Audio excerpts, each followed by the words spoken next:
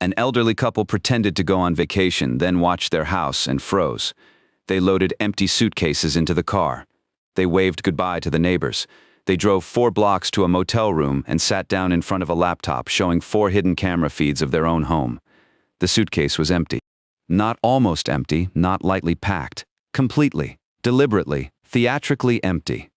Helen Garza lifted it with one hand and carried it to the front porch like it weighed 40 pounds, grunting for the benefit of Mrs. Calloway across the street, who was already stationed at her window with a cup of tea and no shame about watching. "Get the blue one too, Walt," Helen called back into the house. "And don't forget your swim trunks." There were no swim trunks. There was no trip. Walter Garza, 73 years old with a bad knee and a worse poker face, appeared in the doorway holding a second empty suitcase. He grimaced, shifting it from one hand to the other, acting like he was lugging cinder blocks. "We're going to miss the flight," he said, loud enough for the whole cul-de-sac. There was no flight either. Helen loaded the suitcases into the trunk of their Ford Taurus with a practiced slowness, letting every neighbor who cared to look get a good, clear view. Walt locked the front door, jiggled the handle twice the way he always did, then walked down the porch steps with a performance of carefree retirement that almost fooled even Helen. Almost.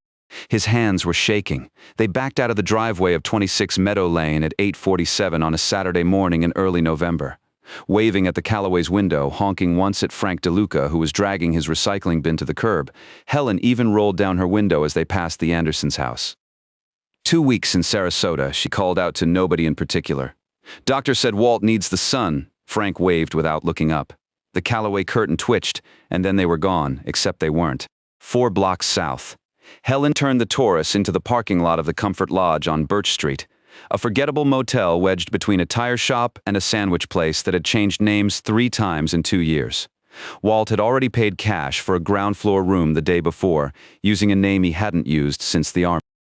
The room smelled like bleach and floral air freshener fighting each other to a draw. The carpet was the color of something you'd rather not think about. 2 queen beds, a TV bolted to the dresser, a bathroom with a sliding door that didn't quite close. Home for the next 14 days.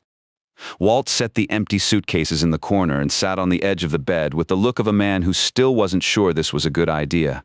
Helen was already pulling the real luggage from the back seat, not clothes and toiletries. 2 laptops, a bundle of cables, a battery backup, a notebook with 3 months of handwritten observations, and a portable Wi-Fi hotspot she'd bought at the electronics store using their granddaughter's old ID. "You think they bought it?" Walt asked. Helen plugged in the first laptop and opened it. The screen filled with 4 live camera feeds, each one showing a different angle of their home on Meadow Lane. Front porch, backyard, side gate. And the last one? Angled just right to catch the edge of their driveway and the street beyond, reaching all the way to the Calloway house and the dark mouth of the alley between the DeLuca and Anderson properties. "I think," Helen said, pulling a chair close and sitting down, "that we're about to find out." The Garzas had lived at 26 Meadow Lane for 31 years. They'd raised 2 daughters in that house. Walt had built the back deck himself over the course of 3 summers. Helen had planted the hydrangeas along the front walkway, nursed them through droughts and ice storms, and watched them bloom every June like clockwork. That house wasn't just where they lived. It was the physical record of their marriage, their parenthood, their whole adult lives. The neighborhood had been good once. Working families mostly. People who mowed on Saturdays and waved when you drove past. The kind of street where someone would notice if your newspaper sat too long on the porch, and they'd check on you. Not out of nosiness, but because that's what neighbors did. But things had changed. It started small. Little things that Helen noticed because Helen noticed everything. She'd been a bookkeeper for 34 years at a plumbing supply company. Numbers, patterns, things that didn't add up. That was her whole professional life, and she carried it into retirement the way some people carry reading glasses. Always looking, always counting, always filing things away in a mind that refused to slow down just because her body had. The first thing she noticed was the cars. About a year ago, unfamiliar vehicles began appearing on Meadow Lane late at night. Not visitors, not rideshare drivers. Cars that would park at odd angles near the DeLuca house or the empty lot at the end of the cul-de-sac, sit with their engines running for 10-15 minutes, then leave, always between 1 and 4 in the morning, always different cars. Helen mentioned it to Walt, who shrugged and said it was probably kids. She mentioned it to Frank DeLuca, who said he hadn't noticed anything. She mentioned it to Mrs. Calloway, who changed the subject with suspicious speed. The second thing she noticed was the lights. The Anderson house, which had belonged to a quiet couple named Pete and Donna Anderson for as long as the Garzas had lived there, went dark in a way that didn't make sense. Pete and Donna had moved to Arizona 4 months earlier, and their son, Keith, had taken over the property. He said he was renting it out, but the pattern of lights was wrong. Rooms that should have been bedrooms stayed dark all night. Rooms that should have been storage lit up at 2 in the morning, and the glow wasn't the warm yellow of living. It was the blue-white flicker of something else entirely. Third, and this was the one that really got under Helen's skin, things started happening to their property. Small things at first. The garden hose was moved from where she'd coiled it. The gate latch, which Walt had fixed in September, was found hanging loose again in October, as if someone had forced it. Scratches appeared on the back door lock. One morning, Helen found a cigarette butt on the back deck. Neither she nor Walt smoked. Neither did anyone they knew, she told Walt. She wanted to install cameras. He resisted at first, the way Walt resisted anything that required him to learn new technology, which is to say completely and without logic. "We've lived here 31 years without cameras," he said. "We're not turning into those people." "Those people still have their garden hoses where they left them," Helen replied. Walt grumbled. Helen ordered the cameras. She installed them herself, following a YouTube tutorial made by a 12-year-old, which she found both humiliating and deeply efficient. 4 cameras, wireless, cloud-connected, motion-activated with night vision sharp enough to read a license plate from 40 feet. Helen set them up in places that looked like decorative fixtures. The one on the porch was disguised as a birdhouse. The side gate camera sat inside a fake lantern. Nobody would look twice. For 2 weeks, the cameras recorded the usual nothing. Raccoons at 3 in the morning, the postal carrier cutting through the yard. Walt going outside in his bathrobe to check on a noise that turned out to be a fallen branch. Then on October 14th at 2:22 in the morning, the back deck camera captured something that made Helen's blood go cold. A figure. Dark clothing, hood up, moving along the side of the house with a purposeful, familiar stride. Not a stranger fumbling in the dark. Someone who knew exactly where they were going. The figure stopped at the back gate, reached over without hesitation, lifted the latch from the inside, the way you could only do if you knew the latch was broken, and walked into the backyard. They stayed for 11 minutes. The camera caught them examining the back door, the windows, the junction box on the side of the house. Then they left the same way they came, latch reclosed, gate untouched. Like a ghost, Helen watched the footage 7 times before showing Walt. "Could be a burglar," Walt said, but his voice was thin. "A burglar who knows our gate latch," Helen replied. "A burglar who spent 11 minutes looking and didn't take anything." She went back through the cloud storage, found 2 more visits, October 8th, September 29th. Same figure, same route, same 11 to 14-minute window. Never taking anything, just looking, just learning the house. Helen took the footage to the police. An officer named Kendall, young enough to be her grandson, watched 30 seconds of it on his phone and told her it was probably a neighbor's kid looking for a lost cat. He gave her a pamphlet about neighborhood watch programs and a non-emergency number. That night, Helen sat at the kitchen table and opened her notebook. She'd been keeping notes for weeks. Dates, times, license plates she'd jotted down from those late-night cars. The pattern of lights in the Anderson house. The frequency of Mrs. Calloway's curtain watching, which had shifted from casual to obsessive. "Walt," she said, "I think something is very wrong on this street." "I think you're right," he said, which was the first time in their 47-year marriage that Walt agreed with one of Helen's suspicions without putting up a fight first. They started planning. Not a police report, not a neighborhood meeting, something quieter. Here's what Helen Garza understood that the police didn't. If someone was casing her house regularly, methodically, without stealing anything, then they weren't planning a burglary. They were planning something bigger. Something that required knowing every detail of the house, its routines, its vulnerabilities. And if that was happening on a street where unfamiliar cars appeared at strange hours, where a formerly normal house now glowed with the wrong kind of light, and where neighbors deflected questions instead of answering them, then Helen's problem wasn't just her problem, it was the whole street's problem. But she also understood something else. If she and Walt stayed home and started watching too openly, whoever was doing this would notice. Helen had been invisible her whole life. A bookkeeper, a grandmother, an old woman with hydrangeas. Nobody looked twice at her, and she knew it. That invisibility was an asset, but only if she used it right. So she came up with the plan. They would announce a 2-week vacation, loudly, publicly. They would load suitcases, lock the house, wave goodbye, and vanish. The street would believe 26 Meadow Lane was empty. And then Helen and Walt would sit 4 blocks away in a motel room and watch. Not just their house. Through the street-facing camera, they could see the Callaway front, the DeLuca driveway, and the alley next to the Anderson property. If something was happening on Meadow Lane that required the Garzas to be gone, then their absence would be the trigger. The plan was simple. Sit, watch, document. 2 weeks of patience and the street would tell them everything. What Helen didn't plan for, what she couldn't have planned for, was what the cameras would actually show her. The first 24 hours of footage were exactly what you'd expect. Nothing. Meadow Lane sat quiet and unremarkable under the November sky. Mrs. Callaway collected her mail at 11:15, same as always. Frank DeLuca walked his terrier at 7 in the morning and again at 4 in the afternoon. A delivery truck stopped at the Anderson house, dropped a package, and left. Helen watched it all from the motel room, switching between cameras on the laptop, making notes in her book.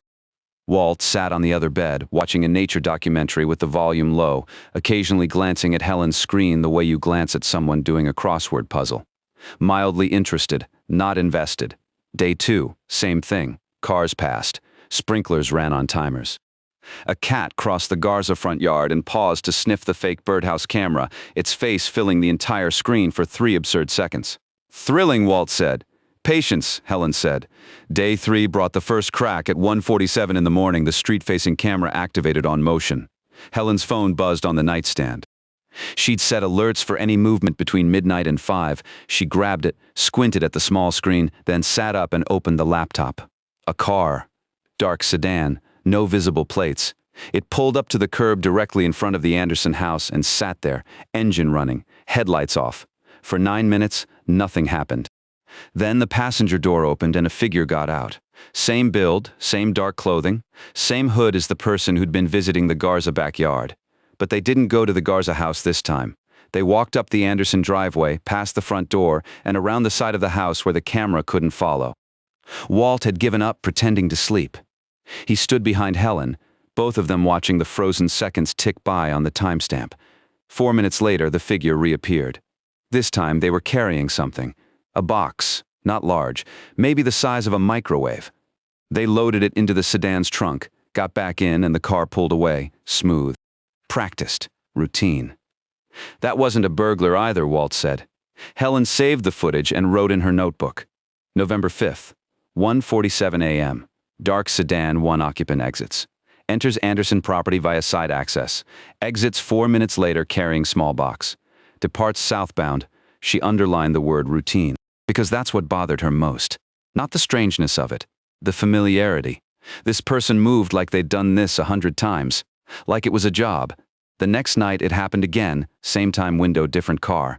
This time a pickup truck with a covered bed, 2 figures, same route to the Anderson house, same side entrance. They stayed longer, almost 20 minutes, and when they emerged, they were carrying 3 boxes. Night 5, a van. Night 6, another sedan.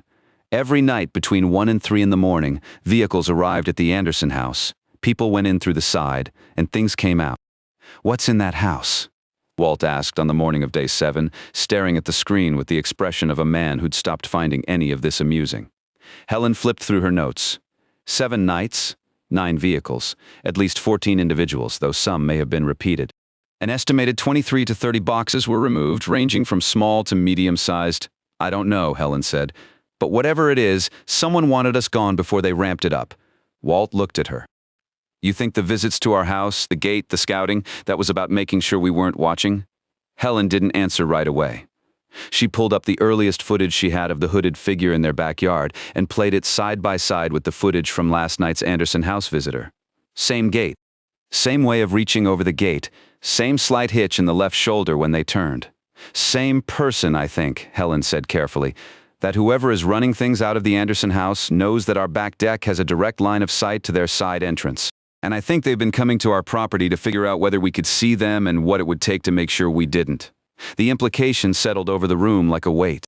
Someone on Meadow Lane, possibly someone the Garzas had waved to for decades, was involved in something serious enough to case a 73-year-old couple's home, just to protect the operation's secrecy. Helen closed the laptop and sat back. Her hands, usually so steady, had a fine tremor she couldn't quite control. "We're in over our heads," Walt said quietly. It wasn't a complaint. It was an observation from a man who'd served 2 tours in Vietnam and understood the difference between a challenge and a threat. "Maybe," Helen said. "But we're the only ones watching."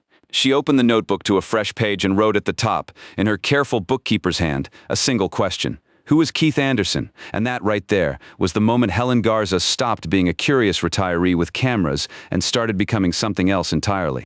Something nobody on Meadow Lane, not the hooded figures, not the neighbors, not even Walt, fully expected. She became the one person who refused to look away. Keith Anderson was 41 years old, divorced, and on paper, unremarkable. Helen found that out on day 8 from the motel room. Using the second laptop Walt had finally learned to operate after Helen threatened to do everything herself and leave him watching nature documentaries for the remaining 6 days. Public records weren't hard to access if you knew where to look, and Helen knew where to look. 34 years of bookkeeping had taught her that the truth about a person almost never lived in what they said. It lived in what they filed. Tax records, property transfers, business registrations. The paper trail people left behind when they thought nobody was reading. Keith Anderson had inherited the Meadow Lane house from his parents when Pete and Donna moved to Arizona. That much was true. The property transfer was clean, filed in June, notarized and recorded with the county. But the rental story didn't hold up. There was no rental listing. Not on any of the major platforms, not with any local property management company, not even a classified ad in the Penny Saver. Helen checked twice. If Keith was renting that house, he was doing it without advertising, without a lease on file, and without reporting rental income on any document she could find. What she did find was a business registration, KA Logistics LLC. Failed in January of the same year, 8 months before Pete and Donna moved out. Registered to Keith Anderson at a P.O. box in the next county. No website, no employees listed, no visible clients. A logistics company with no logistics. Could be legitimate, Walt offered from across the room, though his tone said he didn't believe it. Could be, Helen agreed, and I could be 25. She dug further. KA Logistics had a commercial vehicle registration. A white cargo van, the kind you see 1,000 times a day and never remember. She cross-referenced the plate number with the footage from night 5, matched the van that had pulled up to the Anderson house at 1:53 in the morning, the one that 2 figures had loaded with boxes for 20 minutes, was registered to Keith Anderson's own company. He wasn't renting that house to strangers. He was running something out of it himself. Helen wrote it all down, every detail, every connection, every timestamp. Her notebook was filling up fast, the pages covered in her small, precise handwriting, dates and plate numbers and observations organized like the ledger she'd kept for 3 decades. Numbers told stories if you knew how to listen, and Helen had been listening her whole life. But the numbers only told her what was happening. They didn't tell her why. That answer came on night 9. And it didn't come from the Anderson house. It came from the Callaways. Helen had set the cameras to record continuously, not just on motion activation. After she realized the motion alerts were missing slow-moving activity at the edges of the frame, it meant more footage to review, hours of empty street and still houses. But it also meant she caught things the alerts would have missed. At 12:17 on night 9, a light came on in the Callaway garage, not the house, the detached garage behind it, the one Mrs. Callaway claimed they used for storage.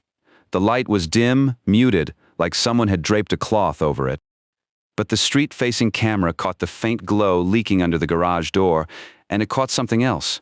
Mrs. Callaway walked from the house to the garage at 12:17 in the morning.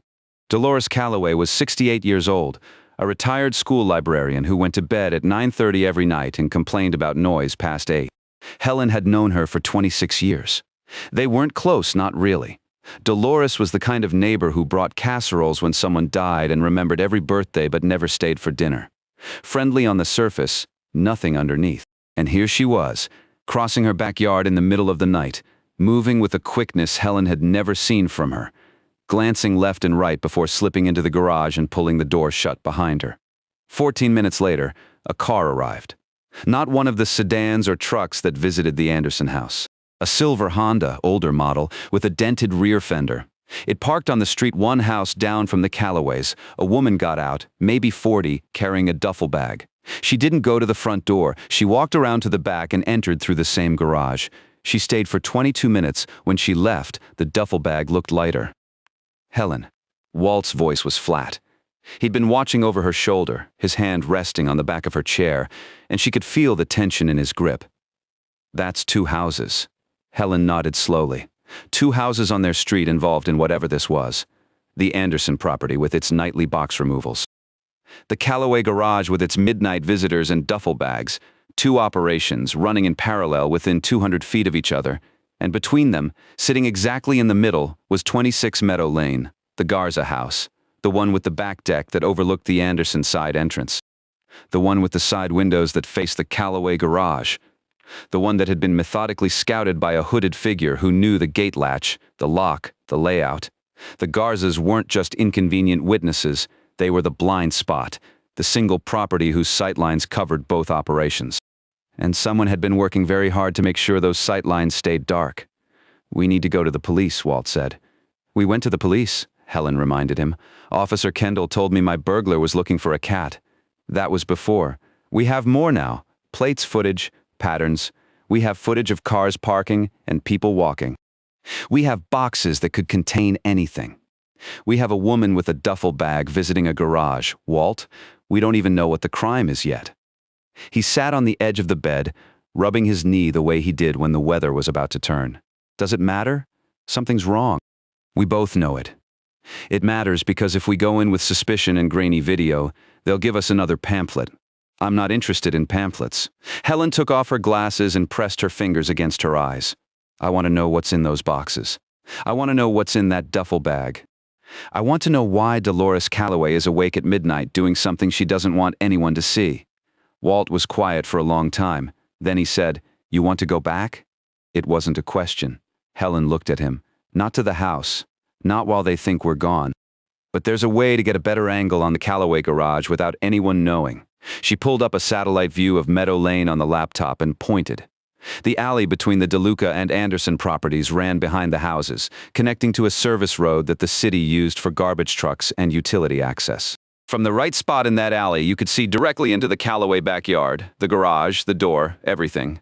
"I can place a camera there," Helen said. "Small one, battery-powered. Stick it to the fence post near the Anderson property line. Nobody walks that alley at night." Nobody would look. "Nobody except the people who are already using it," Walt said. Helen paused. He was right. The alley was likely part of the route. The hooded figure, the late-night visitors, had to be accessing the Anderson side entrance from somewhere, and the alley was the most logical path. "Then we place it during the day," Helen said. "Tomorrow morning. I go alone. 10 minutes. In and out. I'm an old woman checking on her hydrangeas because she forgot to set the sprinkler timer before vacation. Nobody questions that. Nobody questions it because it's insane. Nobody questions it because I'm invisible," Helen corrected. "That's the whole point, Walt." He stared at her. Then he shook his head, not in refusal, but in the particular resigned admiration of a man who'd been married to this woman for nearly 5 decades and had never once won an argument when she used that voice. "I'm driving you," he said. "And I'm waiting in the car. Fine. And you're taking the phone with the emergency button. Fine. And if anything looks even slightly wrong, you walk away. Walt, promise me." She reached across the space between the beds and took his hand. His fingers were thick and rough, knuckles swollen from years of factory work and deck building, but his grip was still steady. "Still sure, I promise," she said. "Before we continue, I want to ask you something. What would you do in Helen's position? You've seen enough to know something is wrong. The police won't help. Your neighbors might be involved, and the only advantage you have is that everyone thinks you're a harmless old woman on vacation. Would you keep watching? Would you walk away? Let me know in the comments."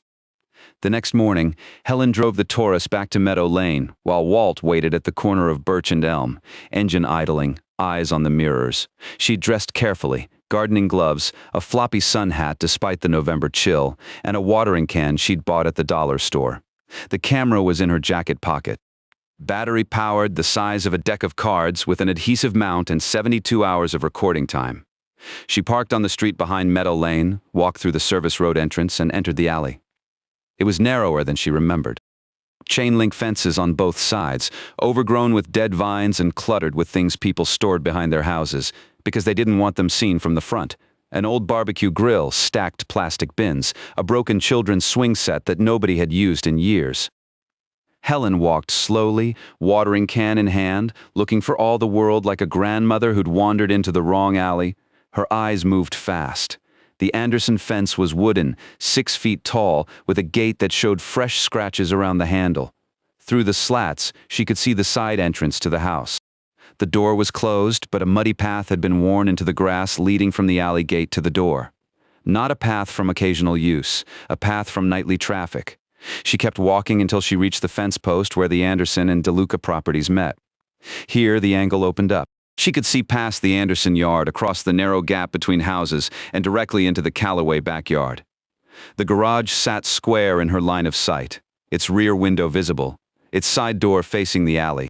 Helen peeled the adhesive backing off the camera mount, pressed it firmly against the fence post at a height that would be obscured by the dead vine growing across the top rail, and angled the lens toward the Callaway garage. She pressed the power button. A tiny green light blinked once, then went dark. 72 hours. That's what the camera would give her. 3 nights of footage from an angle the other cameras couldn't reach. She was back in the car in 8 minutes. Well? Walt asked. Done, Helen said. She pulled off the gardening gloves and noticed her hands were trembling again. Not from the cold, not from age. From the knowledge that she'd just placed a surveillance camera in an alley being used by people who did not want to be seen. Take me back to the motel, she said. I need to look at last night's footage. They drove in silence. Walt didn't ask anything else, and Helen was grateful. She needed to think, because something had been bothering her since she'd walked that alley, something she'd noticed without fully registering. The muddy path from the alley gate to the Anderson side door, it didn't just go to the Anderson house. There was a second track, fainter but visible, branching off the main path and cutting through a gap in the fence toward the DeLuca property. 3 houses, not 2. Helen didn't say it out loud yet. She needed to be sure. But sitting in the passenger seat, watching the tire shop and sandwich place come back into view, she felt something shift inside her. A kind of cold clarity that settled into her bones and wouldn't leave. For 31 years, she'd lived on a street that she thought she knew. She'd waved at these people, she'd accepted their casseroles and returned their Tupperware and made small talk about weather and grandchildren. She'd trusted the surface of things because the surface had always been enough. Now the surface was peeling back, and what lay underneath was something Helen Garza had never imagined. Back at the motel, she reviewed the previous night's footage from all 4 cameras. The Anderson house had received its usual late-night visitor, a dark SUV this time, 2 individuals, 4 boxes removed. The Callaway garage showed activity at 12:41, earlier than the night before. Same pattern, light on. Dolores crossed to the garage. A visitor, a different car this time, arriving 12 minutes later. Duffel bag in, duffel bag out, lighter. But now Helen was watching for something new. She pulled up the Garza side gate camera, the one that covered the narrow space between their house and the DeLuca property next door. Most nights, this camera caught nothing but shadows and the occasional possum. Helen had almost stopped reviewing its footage entirely. She went back through the previous 3 nights, scrubbing slowly through the dark hours. Night 7. Nothing. Night 8. Nothing. Night 9. There at 2:14 in the morning. Movement in the DeLuca yard, not along the fence line or near the gate. Deeper in the property, near the back corner of the DeLuca house, where a basement window sat at ground level. A figure crouched beside that window. Not the hooded person she'd come to recognize. Someone smaller, quicker. They lifted the window, which swung open easily, clearly unlocked from inside, and handed something down to someone below. Then they closed the window and disappeared back toward the alley. The whole thing took 90 seconds. Helen played it again and again, and a 4th time. The DeLuca house had a basement that Frank DeLuca claimed he'd converted into a home gym 3 years ago. He'd mentioned it at a block party. Nobody had ever been invited to see it. 3 houses. 3 separate operations, all running within 200 feet of each other, all using the same alley, all active in the same narrow window of the night. And sitting at the center of it all, dark and empty, was 26 Meadow Lane, the Garza house, the property that connected the sightlines. The one place where a person sitting on a back deck or looking out a side window might, on any given night, see all 3. Helen understood now why someone had been casing their home. It wasn't preparation for a burglary, it was a risk assessment. Someone had been figuring out exactly what the Garzas could see, whether the old couple was a threat, and how to neutralize that threat if needed. The vacation ruse, the empty suitcases, the loud goodbye. It worked. The street believed the Garzas were gone, and in their absence the operations had intensified. More vehicles, more boxes, more visitors. As if a dam had broken, as if the one thing holding it all back had been a 73-year-old man with a bad knee and a 71-year-old woman with hydrangeas. Helen closed the laptop and sat very still. "How bad?" Walt asked from the other bed. "Frank's involved too." Walt didn't respond right away. Frank DeLuca, the man they'd known for 26 years. The man who'd helped Walt re-roof the garage in 2009. The man who brought over tomatoes from his garden every August and always asked about the girls. "You're sure?" Helen turned the laptop to face him and played the basement window footage. Walt watched it twice. Then he stood up, walked to the bathroom, ran cold water over his face and came back. His eyes were red and Helen couldn't tell if it was from the water or something else. "So what's the play?" he asked. His voice had changed. The reluctant husband humoring his wife's suspicion was gone. In his place was something older, something that remembered how to assess a situation and act. The soldier who'd never quite left. 3 more days of footage, Helen said.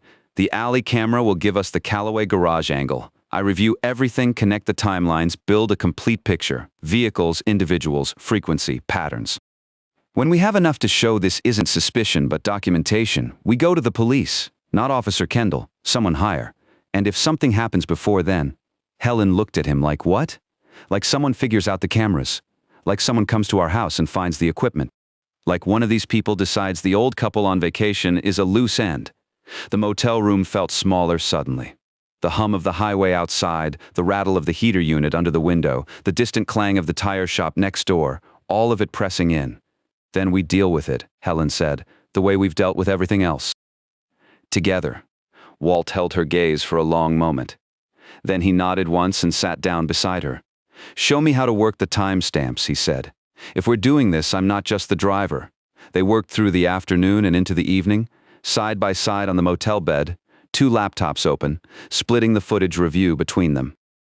Walt, once he understood the system, proved surprisingly methodical. His factory experience had given him an eye for repetition, for the rhythm of a process. He started spotting vehicle patterns Helen had missed, noting that certain cars always arrived within minutes of each other, suggesting coordination. By 10 that night, they had a wall. Not a physical wall, the motel room didn't allow for that, but a digital one. Helen had created a spreadsheet, dates across the top, houses down the side, Anderson, Callaway, DeLuca. Each cell is filled with timestamps, vehicle descriptions, and activity notes, color-coded, cross-referenced, as clean and precise as any ledger she'd ever kept. The pattern was undeniable. 3 separate operations running on a coordinated schedule, staggered to avoid overlap, using the same alley for access, and all escalating in frequency since the Garza's departure. Walt leaned back and rubbed his eyes. "We've got enough." "Almost," Helen said. "One more night from the alley camera. If it confirms the Callaway garage interior activity, we have a complete picture. 3 houses, 3 points of evidence, 3 chances for the police to match this to something in their system, and then we come home from vacation." That night, Helen couldn't sleep.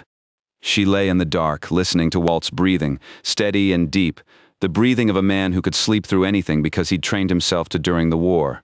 The motel ceiling had a crack that ran from the light fixture to the corner, and Helen traced it with her eyes, thinking, 31 years on Meadow Lane.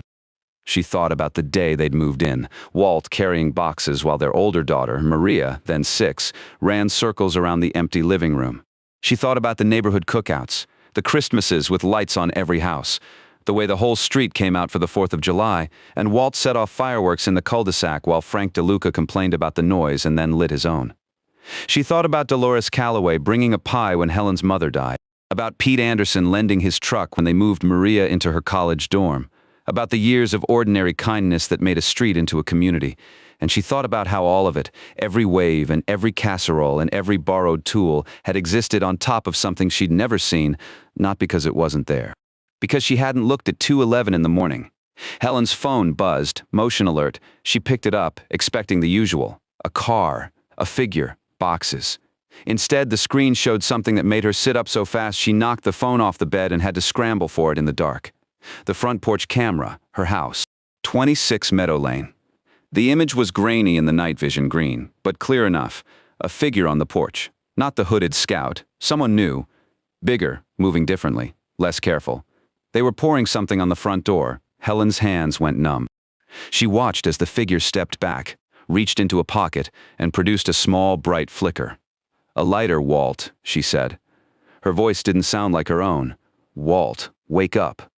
He was beside her in seconds, reading her tone before he read the screen. They watched together as the figure held the flame to the base of the door. The liquid caught immediately, a bright orange bloom that the night vision camera rendered in terrifying shades of white. Their house was on fire. Walt grabbed the car keys. Helen grabbed both laptops and the notebook. They were out the door in 45 seconds, but Helen knew, even as she ran across the motel parking lot in her slippers, that by the time they reached Meadow Lane, it wouldn't matter. The fire wasn't an accident. It wasn't random. It was a message, and the message was clear. Someone on Meadow Lane knew the Garzas were watching, and they wanted to make sure there was nothing left to watch from. They smelled it before they saw it. 3 blocks from Meadow Lane. The air changed, that acrid, chemical bite that gets into the back of your throat and stays there. Walt drove faster than he should have, running the stop sign at Elm and cutting through the church parking lot, and Helen didn't say a word about it, because she was watching the sky ahead, where an orange glow pulsed against the low clouds like a sick heartbeat. When they turned onto Meadow Lane, the scene hit them both at once. 2 fire trucks. An ambulance with its lights spinning but its siren off. Neighbors in bathrobes and coats standing on the opposite sidewalk in that stunned, loose-limbed way people stand when they've been woken by something terrible. And 26 Meadow Lane. The house Walt had carried his daughter into 31 years ago. The house Helen had planted hydrangeas in front of every spring since 1993, was burning, not fully engulfed. The fire department had arrived fast, probably called by one of the neighbors. The front porch was gone, collapsed into a blackened tangle of wood and melted siding. The front door, the one the figure had doused, was a rectangle of flame.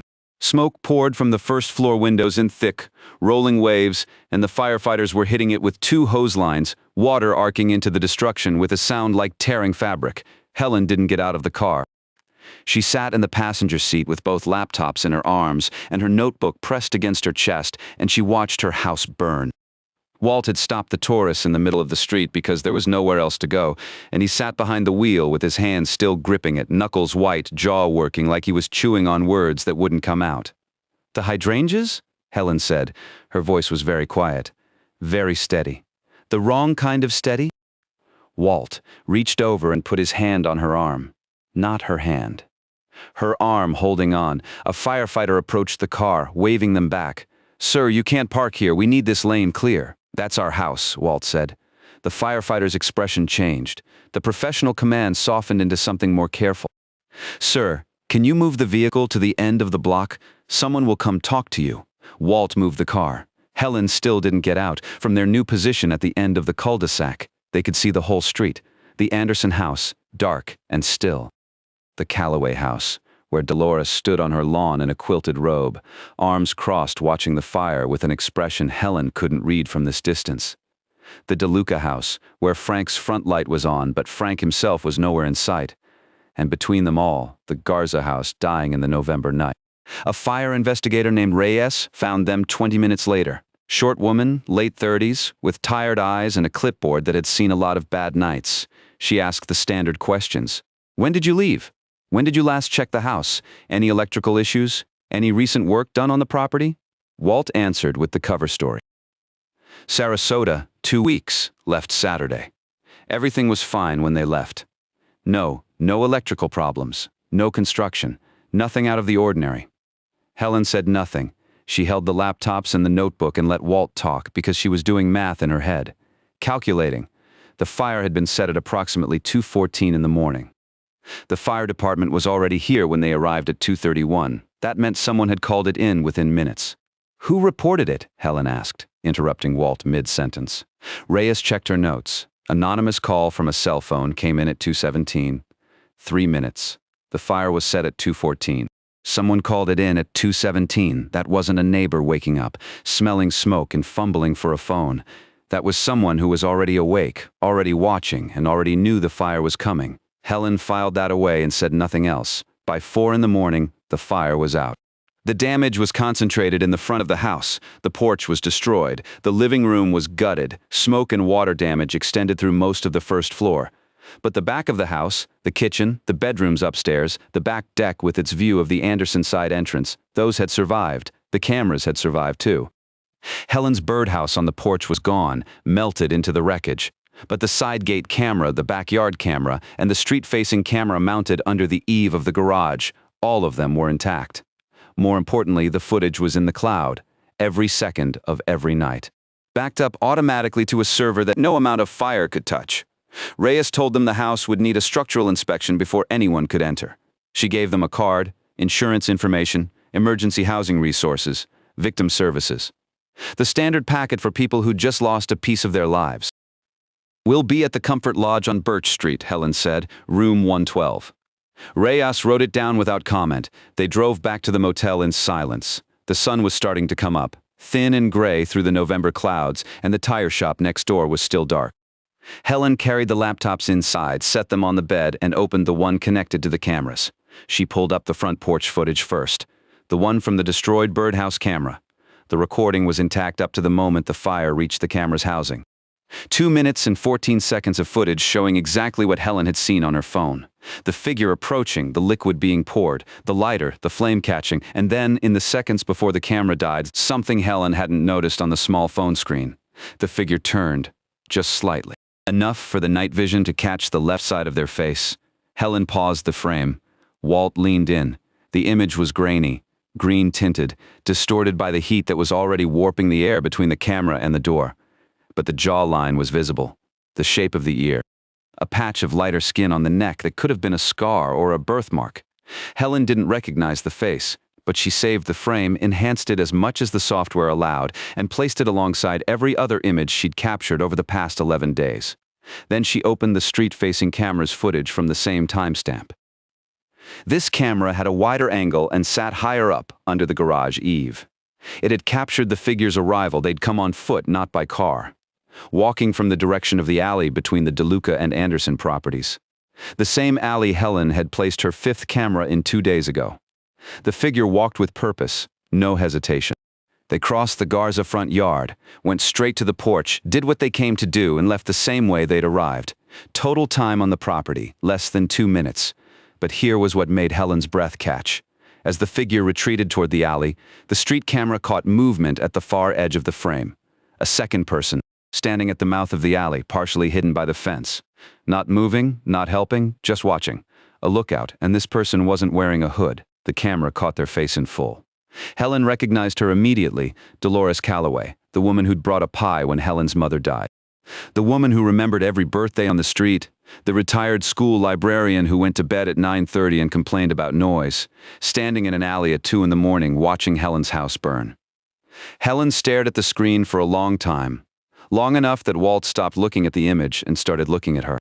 "Helen, I see it," she said. "What do you want to do?" She closed the laptop, slowly, deliberately, the way she used to close a ledger at the end of a fiscal year when all the numbers balanced and there was nothing left to reconcile. "I want to finish what we started," she said, "and then I want to burn their world down the way they burned ours. Except I'm going to use paperwork instead of a lighter." Walt almost smiled. It was a grim thing, more teeth than humor, but it was there. They spent the rest of that day building the case. Not for the police, not yet. Helen had learned her lesson with Officer Kendall and his pamphlet. She wasn't going back to someone who could dismiss her. She was going to someone who couldn't. Helen had a niece, Claudia Reyes Torres. No relation to the fire investigator, though the shared surname was a coincidence that Helen found darkly amusing. Claudia was an assistant district attorney in the county prosecutor's office. She handled white-collar crime, fraud, money laundering. The kind of cases that lived in spreadsheets and paper trails. The kind of cases Helen understood in her bones. Helen hadn't spoken to Claudia in almost a year. Family was complicated. After the girls grew up and moved away, Helen's extended family had thinned out the way families do when distance and time do their quiet work. But Claudia had always respected Helen. Had once told her at a Thanksgiving dinner years ago that Helen had the mind of an investigator trapped in the body of a bookkeeper. Helen found Claudia's number in her phone and stared at it for a while. Then she dialed. Claudia picked up on the third ring. "Aunt Helen? Is everything okay?" No, Helen said. But it will be. I need your help. She told Claudia everything. Not the emotional version, not the version where she was a frightened old woman whose house had been burned.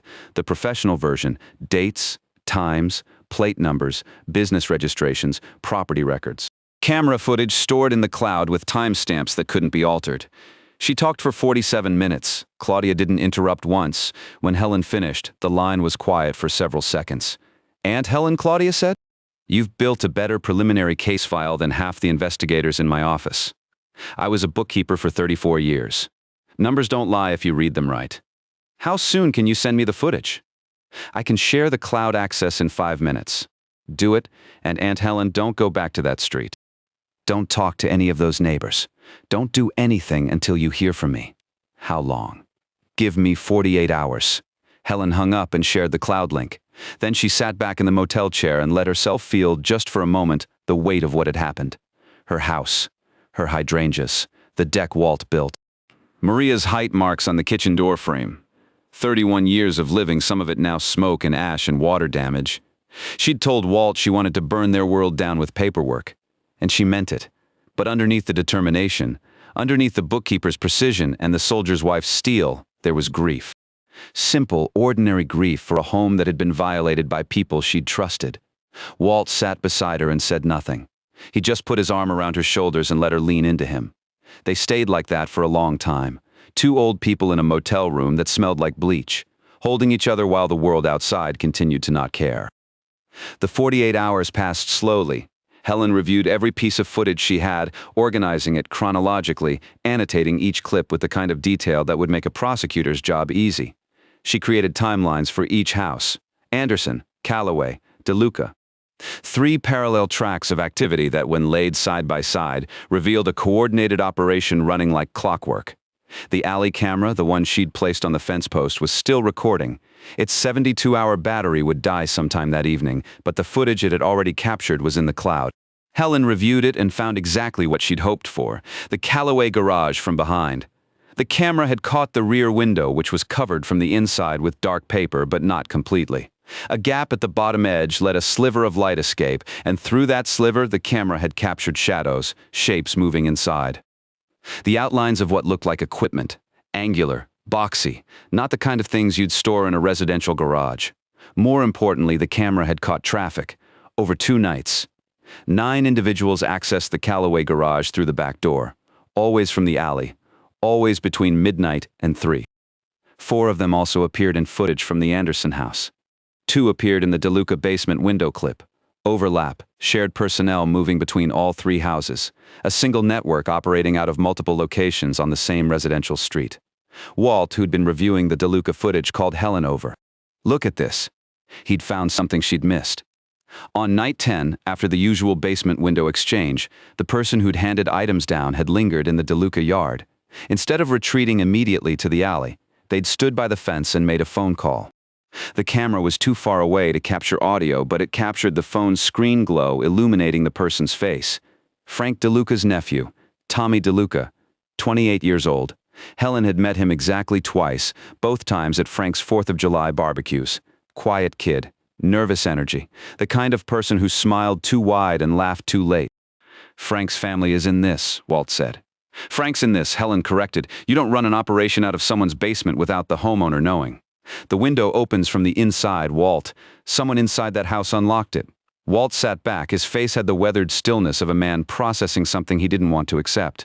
Frank DeLuca, who'd helped him carry shingles up a ladder. Frank DeLuca, who'd given Maria her first summer job watering his garden when she was 12.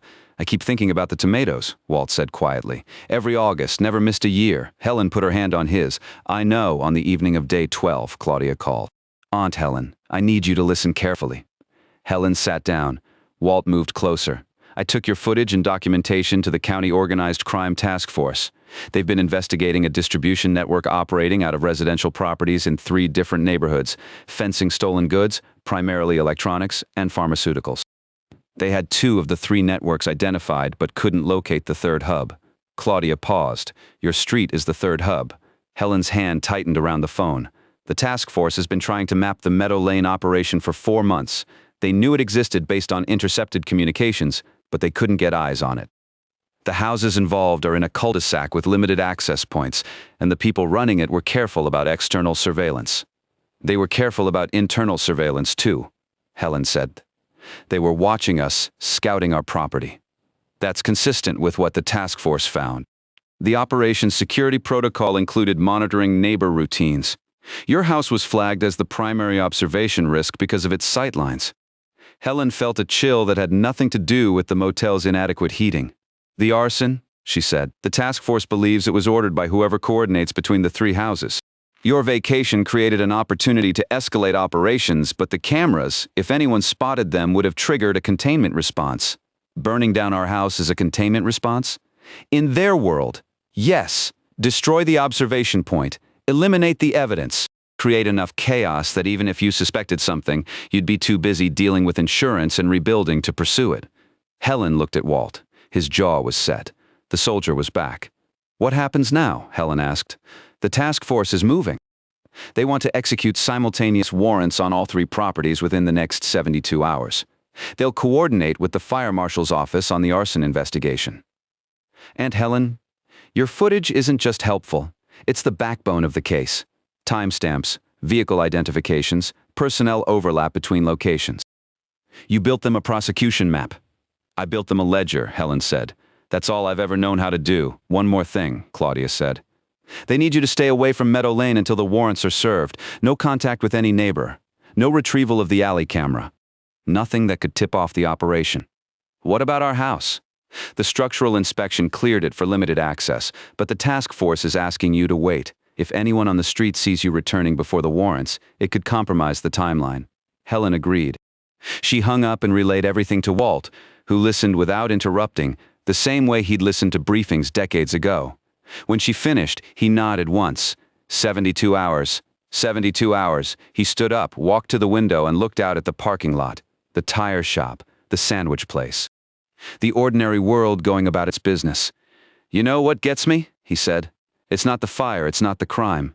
It's that they did it all behind smiles. Dolores and her pies.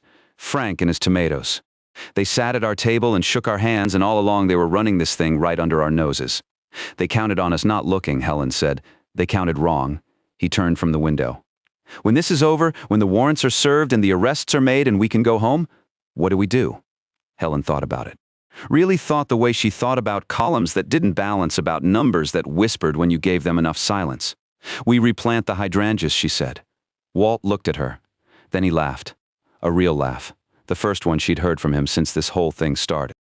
It wasn't loud, wasn't long, but it was genuine, and it filled the motel room in a way that the bleach smell and the highway noise never could.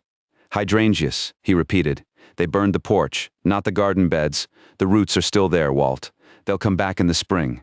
He crossed the room and kissed the top of her head. 31 years, he said, and you're still the toughest person I know. Don't forget it, she said. That night, Helen couldn't sleep again. But this time, it wasn't fear keeping her awake. It was anticipation. 72 hours. 3 more days in this motel room, watching footage she'd already memorized, waiting for the machinery of justice to do what it did. Slowly, methodically, like a ledger being audited line by line. She lay in the dark and thought about Dolores Calloway standing in that alley, watching the fire. No horror on her face. No surprise. Just observation. The same way she watched the street from her window every day, cataloging comings and goings, noting who was home and who wasn't. Helen had always thought Dolores was nosy. Turns out she was something worse. She was the lookout, had been, probably, for a long time. The eyes of the operation, hidden behind the perfect disguise of a retired librarian who had nothing better to do than watch the street, and she'd been watching Helen too. All those years of curtain twitching. All those casual questions about travel plans and evening routines. Not nosiness, intelligence gathering.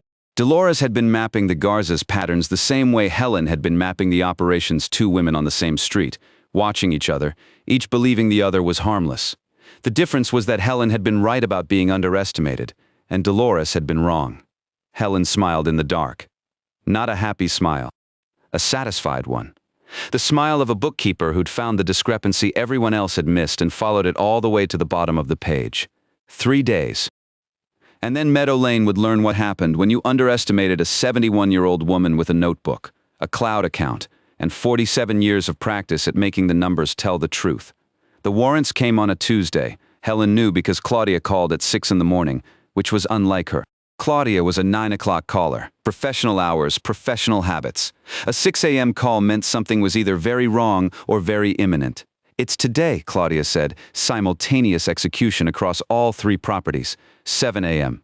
"I wanted you to hear it from me first." Helen sat up in bed. Walt was already awake beside her, reading her expression the way he'd read it for 47 years. "Will they be safe?" Helen asked. "Meaning the officers? Meaning the street? Meaning anyone who happened to be walking a dog at the wrong moment on a Tuesday morning? Task Force has been planning this for weeks. Your documentation gave them entry and exit routes, personnel patterns, peak and off-peak windows. They're going in during the lowest activity period you identified." Helen had noted in her ledger that between 6 and 8 in the morning, all 3 houses went completely quiet. No arrivals, no departures. The operation slept during those hours, trusting that normal neighborhood activity would mask the transition. It was the one window where everyone involved would be stationary, findable, and unprepared. "Aunt Helen," Claudia said, "stay at the motel. Do not drive to Meadow Lane. You'll know when it's done." Helen hung up and told Walt. He got dressed. Not because there was anywhere to go, but because Walter Garza was not the kind of man who received news of consequence in his pajamas. He put on a clean shirt, buttoned it to the collar, and sat on the edge of the bed with his hands on his knees. 7 o'clock, he said. Helen looked at the clock on the nightstand. 6:23, 37 minutes. She opened the laptop out of habit, pulling up the camera feeds. The street-facing camera showed Meadow Lane in the pale gray of early morning. Nothing moved. The Anderson house sat dark behind its curtains. The Calloway house showed one light in the kitchen, Dolores's early morning routine, tea and the newspaper, same as every day for 26 years. The DeLuca house was still 26 Meadow Lane. Their house sat wounded and quiet, the blackened porch, the boarded front windows. The scorch marks climbing the siding like dark fingers reaching for the second floor. But the structure stood. The garage was untouched. The backyard, with its deck and its view of the Anderson side entrance, was intact. Helen watched the screen and waited. At 6:51, the first unmarked vehicles appeared at the far end of Meadow Lane.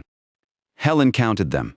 4 SUVs, dark-colored, moving in formation at a speed that was too slow for passing through and too purposeful for lost drivers. Behind them, 2 marked police cruisers with their lights off. They split with precision. 2 SUVs and a cruiser peeled toward the Anderson house. 1 SUV continued to the Calloway property. The remaining SUV and cruiser stopped at the DeLuca house. Helen's hand found Walt's at 6:58. Officers exited the vehicles. Body armor, tactical gear, warrants in hand. They moved to the doors of all 3 houses simultaneously, and Helen realized she was holding her breath. 7 o'clock. The knocking was loud enough to pick up on the camera's microphone, even from across the street. 3 sets of fists on 3 sets of doors, the universal sound of authority arriving without invitation. The Anderson house opened first, not Keith Anderson. A man Helen didn't recognize, heavyset, wearing a t-shirt and sweatpants, the rumpled look of someone dragged from sleep. Officers moved past him before he'd finished processing what was happening. The DeLuca house opened second. Frank himself. Helen watched him appear in the doorway in his bathrobe, the same navy terrycloth robe he'd worn to retrieve his newspaper every morning for as long as she could remember. He stood very still as an officer presented the warrant. Then his shoulders dropped, just slightly, the way a bridge drops before it collapses, and he stepped aside. The Calloway house didn't open. Helen watched the officers knock again, harder, announce themselves. Knock a third time. She could see the kitchen lights still on through the front window. Dolores was in there. Had to be. 40 seconds passed. Then the door opened, and Dolores Calloway stepped onto her porch, wearing her quilted robe, her reading glasses pushed up into her hair, holding her teacup like she'd simply been interrupted mid-sentence. Even through the grainy camera feed, Helen could read her expression. Calm, controlled. The face of a woman who had prepared for this possibility and filed it away under acceptable losses. Dolores set the teacup on the porch railing, folded her hands, and waited while officers entered her home. "She's not surprised," Walt said. "No," Helen agreed. "She's not." They watched for the next 2 hours as Meadow Lane transformed from a quiet cul-de-sac into a crime scene. Evidence teams arrived. The alley was taped off. Officers carried boxes out of the Anderson house, dozens of them, stacking them in a van that had backed into the driveway. From the Callaway garage, they removed equipment Helen couldn't identify from the camera angle, bulky items on dollies covered in tarps. From the DeLuca basement, access through the front door this time rather than the window, they brought up clear plastic bins. Helen counted 19 of them. Neighbors emerged. Not suspects, just residents of the surrounding streets who'd heard the commotion or seen the lights. They stood in clusters on the sidewalk, phones out, faces stamped with the particular bewilderment of people who'd thought they understood where they lived. At 9:15, 3 individuals were escorted to separate patrol cars. Helen recognized 2 of them. Keith Anderson, hands behind his back, head down, walking with the deflated gait of a man whose logistics company had just been audited in the most literal way possible. And Tommy DeLuca, Frank's nephew, who was talking rapidly to the officer beside him, gesturing with his cuffed hands in the universal language of someone trying to explain their way out of the unexplainable. Frank DeLuca was not among those escorted out. Helen watched for him, scanning every frame, but he didn't appear again after opening the door. Dolores Callaway walked out of her house at 9:47. Not in handcuffs, not escorted. She walked to the same spot on her lawn where she'd stood watching the Garza house burn 12 days earlier. And she stood there again, arms crossed, watching the officers process her garage with the same measured calm. "Why isn't she being arrested?" Walt asked. And there was an edge in his voice Helen rarely heard. "I don't know," Helen said, "yet." Claudia called at noon. "It's done. 3 properties secured, 14 individuals identified so far, 9 in custody." The operation was a fencing and redistribution network for stolen electronics and prescription medications. Goods came in through the Anderson property, were repackaged or altered in the Callaway garage, and stored in the DeLuca basement before being moved to buyers through the alley access route. 14 people, Helen repeated. On our street. Not all residents. Most were couriers and handlers who accessed the properties during overnight hours. The task force estimates the network moved over $2 million in stolen goods through Meadow Lane in the past 18 months. Helen absorbed that number, $2 million. Flowing through houses she'd walked past every day, driven past every evening, lived beside for 3 decades. "What about Dolores Callaway?" Helen asked. A pause. "She's cooperating, voluntarily providing information about the network's structure in exchange for consideration." "Cooperating," Helen said flatly. "I know how that sounds. But her information is filling gaps the task force couldn't close on their own. She's identifying the coordination layer, the people above the street-level operators." "She watched our house burn, Claudia." "I know," Claudia's voice was careful. "And the arson investigation is separate from the task force operation. The fire marshal's office is pursuing that independently. Your camera footage of the individual who set the fire and of Mrs. Callaway's presence in the alley during the act is part of that investigation. Will she be charged? I can't make that determination. But Aunt Helen, your footage places her at the scene of an arson while it was being committed. That's not something cooperation on a separate case makes disappear." Helen let out a breath she didn't know she'd been holding. "Can we go home?" she asked. "The task force has cleared your property. But the front of the house is still an active fire investigation scene, so access is through the back until the marshal signs off. Probably another week." "We'll use the back door," Helen said. "We've been doing everything the back way for 2 weeks. Might as well keep the streak going." Claudia laughed. It was tired. The laugh of someone who'd been working since before dawn on a case built by her 71-year-old aunt. But it was real. "I'll call you when there are updates," Claudia said. "And Aunt Helen? The task force commander asked me to tell you something." "What?" "He said he's been in law enforcement for 22 years and your documentation was the most thorough civilian evidence package he's ever received. His exact words were, 'Whoever this woman is, she should have been an analyst.' Tell him I was," Helen said. "I just analyzed plumbing supplies instead of crime." They drove back to Meadow Lane that afternoon. Walt took the long way, which Helen suspected was not about traffic, but about giving them both time to prepare for what they'd see. The neighborhoods they passed looked exactly the same as they always had. Houses with raked leaves. Kids' bicycles on porches. The ordinary machinery of suburban life grinding forward, indifferent to the fact that 4 blocks over, an entire street had just been turned inside out. When they turned onto Meadow Lane, the first thing Helen noticed was the absence. The police vehicles were gone. The evidence vans had left. The yellow tape remained across the Callaway garage and the DeLuca front door, but the street itself had been returned to its residents, and most of those residents had gone back inside and closed their doors. 26 Meadow Lane sat waiting for them, the way a patient waits in a hospital bed. Damaged but present, changed but standing. Walt pulled into the driveway and turned off the engine. They sat in the car for a while looking at the front of their house. The porch was gone. Just gone, where Walt had built the railing and Helen had hung the seasonal wreath and Maria had sat reading on summer evenings. There was now a scorched gap, like a missing tooth in a familiar face. The front windows were boarded with plywood. The siding above the door was blackened and buckled, but the house stood. "Back door," Walt said. They walked around the side, past the gate with its broken latch that had started all of this. Through the yard where Helen's garden beds sat undisturbed under their winter mulch, and up the steps of the deck Walt had spent 3 summers building. Helen ran her hand along the railing, solid, unburned, still here. The back door opened with the same stubborn resistance it had always had. The slight swelling of the wood that Walt had been meaning to plane for 5 years and never had. Inside, the kitchen was intact. Cold, because the heat had been off for 2 weeks, and there was a faint smell of smoke that had crept through the house like an unwelcome guest. But the yellow cabinets were fine. The door frame where Maria and then Sophia had stood for their annual height measurements was untouched. The pencil marks climbing upward through the years like a timeline of everything good that had happened here. Helen walked through the kitchen into the hallway and stopped. The living room was the boundary. Beyond the hallway, everything changed. The front half of the house was a ruin of charred furniture, water-damaged walls, and the particular devastation that fire leaves behind. Not just destruction, but transformation. Things that had been one thing were now something else. The couch was a frame of twisted springs. The bookshelf was a blackened skeleton. Walt's recliner, the one he'd refused to replace for 15 years despite Helen's lobbying, was a lump of melted fabric and scorched foam. Helen stood at the edge of the damage and looked at it. She expected grief.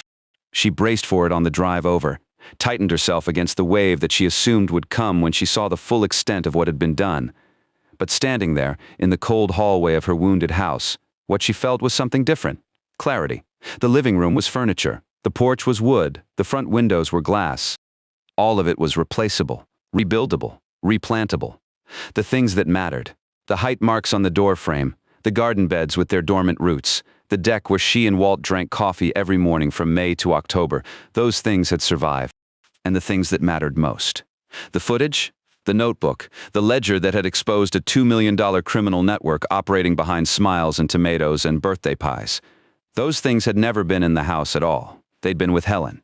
In her hands, in her head, in the stubborn, pattern-reading, number-balancing mind that 34 years of bookkeeping had sharpened into something nobody had thought to fear. "It's bad," Walt said from behind her, looking at the living room. "It's fixable," Helen said, and she meant it. The next 3 weeks moved at the particular pace of the aftermath.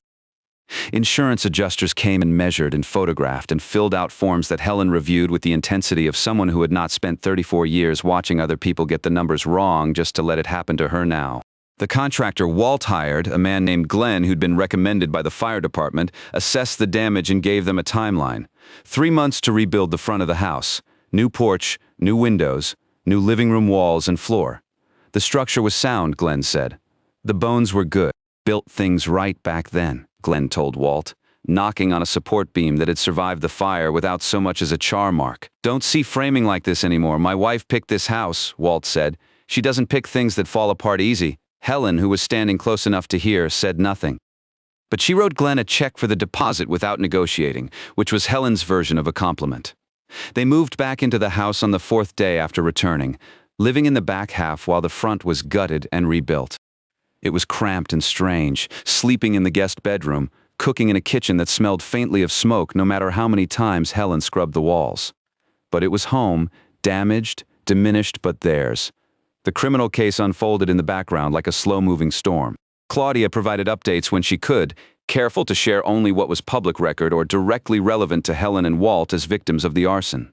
The fencing network had been operating across 3 neighborhoods, with Meadow Lane as the central hub.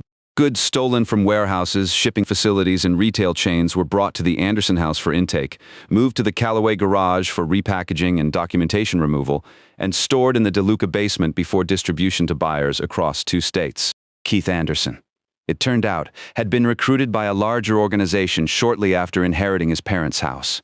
His logistics company was the front, and the house's location in a quiet cul-de-sac made it ideal. The neighbors were old, settled, unobservant, or so he'd assumed. Tommy DeLuca had brought his uncle into the operation by offering to pay off Frank's mounting medical bills in exchange for use of the basement. Frank, facing surgery he couldn't afford and too proud to ask his neighbors for help, had agreed. Helen thought about that for a long time. Frank DeLuca, carrying shingles up a ladder, handing over tomatoes, smiling at block parties, all while drowning in debt he never mentioned. She didn't forgive him, but she understood the shape of the hole he'd fallen into, even if she couldn't excuse the choices he'd made inside it. Dolores Calloway was the one Helen thought about most. Claudia confirmed what Helen had suspected. Dolores was the network's eyes on Meadow Lane, her position as the street's most dedicated observer, the curtain watcher, the schedule tracker, the woman who always knew who was home and who wasn't, had made her invaluable. She monitored neighbor routines, flagged changes in patterns, and provided the intelligence that kept the operation invisible. She'd been doing it for over 2 years. 2 years of pie deliveries and birthday cards and small talk about weather, all of it layered on top of a second purpose. Every conversation with Helen about vacation plans or evening walks, or when the girls were visiting, had been data collection. Every friendly wave had been surveillance. Helen sat with that knowledge the way you sit with a stone in your shoe. It didn't cripple her. It didn't stop her from walking. But she felt it with every step, a small, persistent reminder that the surface of things was never the whole story. Dolores was not arrested. Her cooperation with the task force earned her a deal that kept her out of handcuffs, though the terms were sealed and Claudia couldn't share the details. The arson investigation, which was separate, moved more slowly.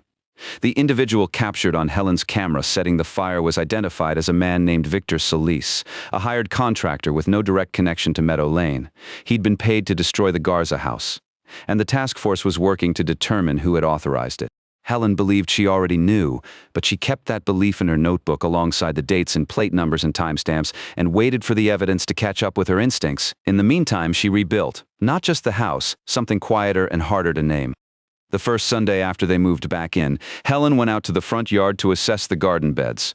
The fire had scorched the grass nearest the porch, leaving a brown, dead patch that extended almost to the walkway. The heat had wilted the closest shrubs, and a fine layer of ash coated everything within 15 feet of where the porch had stood. But the hydrangeas were farther out, planted along the walkway. 20 feet from the house in the beds Helen had dug and amended and tended for 3 decades.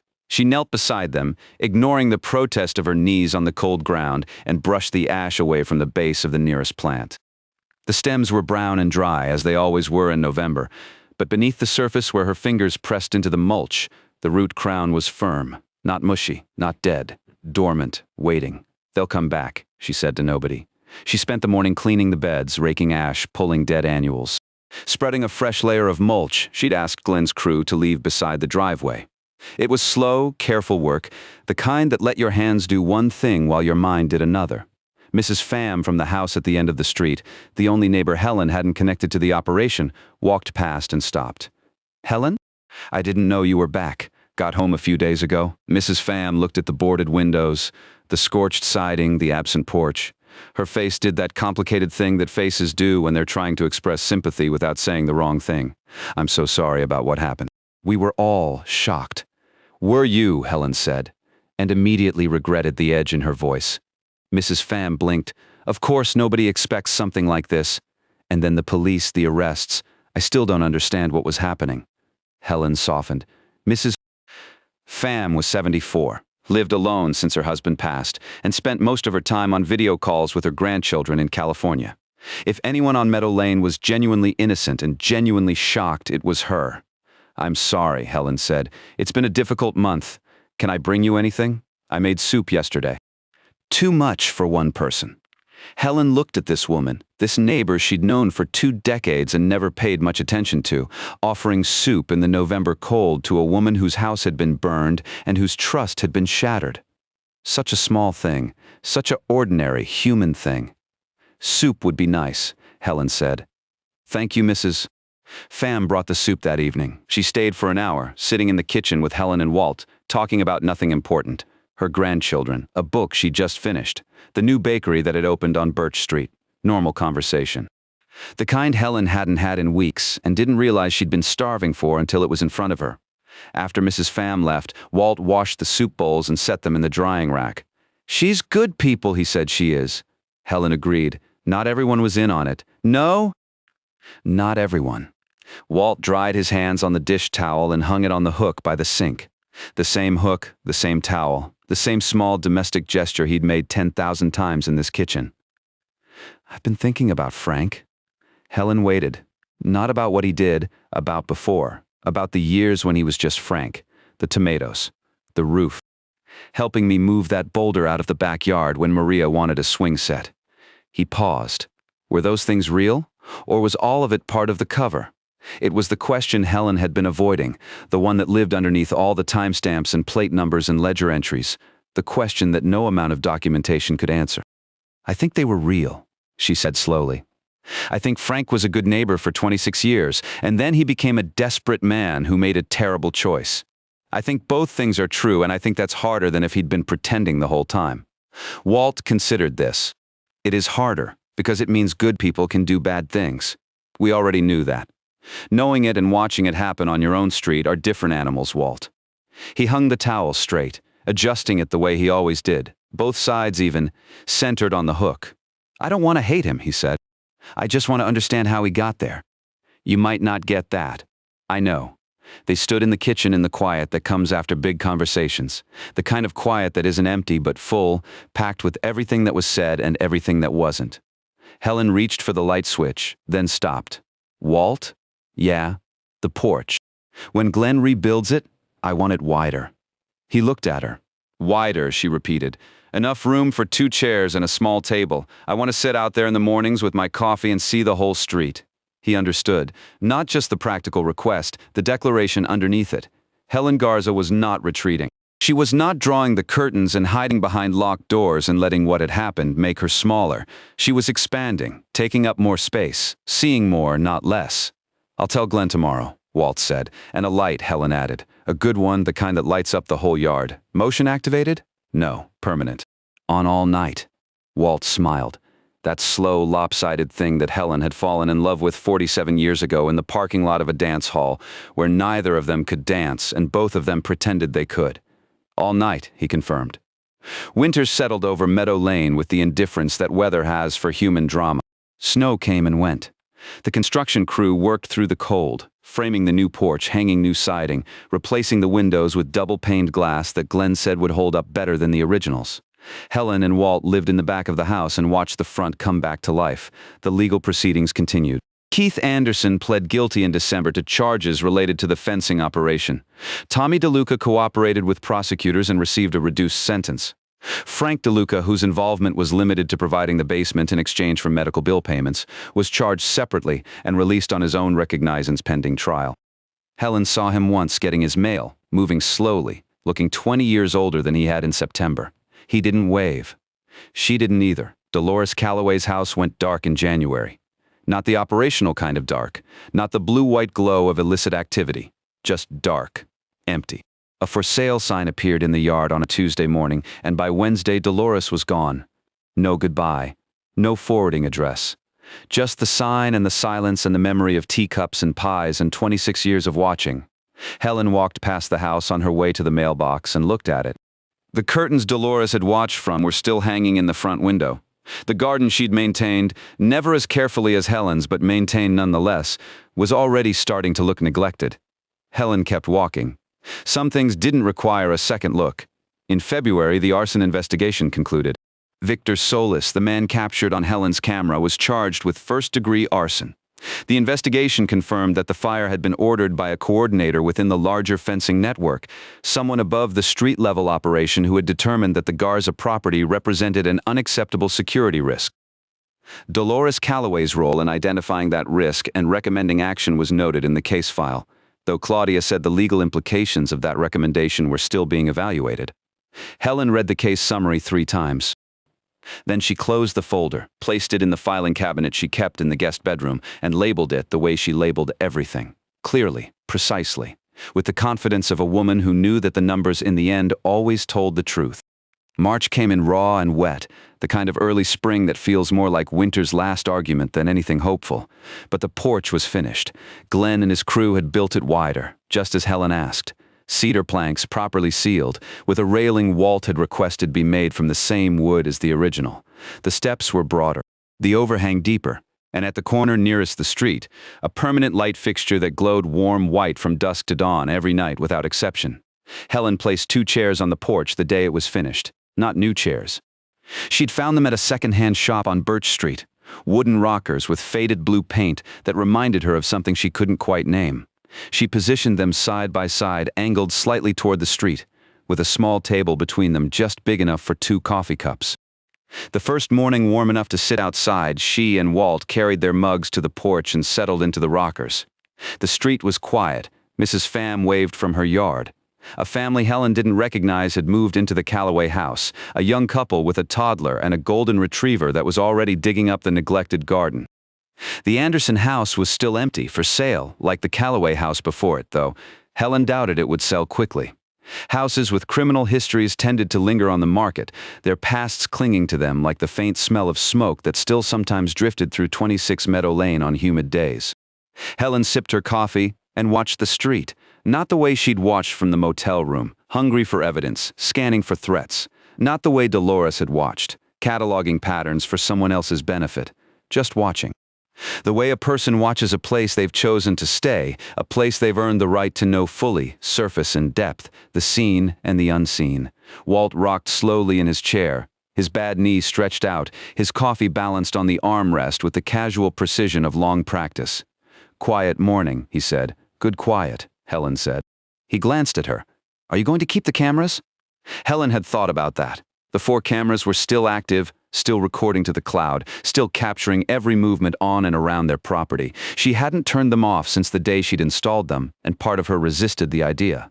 The cameras had saved them, had saved their case, had been the difference between being dismissed and being believed. But another part of her, the part that wanted to sit on this porch and just be here, not surveilling but inhabiting, that part had an opinion too. "I'll keep 2, she said. "Back door and side gate. The rest come down." "What about the street view?" Helen looked out at Meadow Lane. The new family's toddler was chasing the golden retriever across the Calloway yard, shrieking with the kind of joy that has no past and no agenda. Mrs. Pham was sweeping her walkway. A mail truck turned the corner and began its unhurried route. "I've got the porch for that," Helen said. Walt nodded. He understood the way he always eventually understood Helen's decisions, that this wasn't about lowering her guard. It was about choosing what she watched and why. The cameras had been necessary. The porch was something else. The porch was choice, presence. A woman deciding that the best surveillance system ever invented was a comfortable chair, a cup of coffee, and the willingness to pay attention. Helen set her mug on the table and leaned back in the rocker. The spring air carried the raw, wet smell of thawing earth and the first green hints of things coming back to life. Somewhere beneath the mulch in her garden beds, the hydrangea roots were waking up, pushing energy upward through dormant stems, preparing to do what they'd done every year for 31 years. "Bloom, despite everything. Bloom anyway, Walt," Helen said after a while. "Yeah, next time we pretend to go on vacation, let's actually go." He laughed. "The real one, the one she'd married."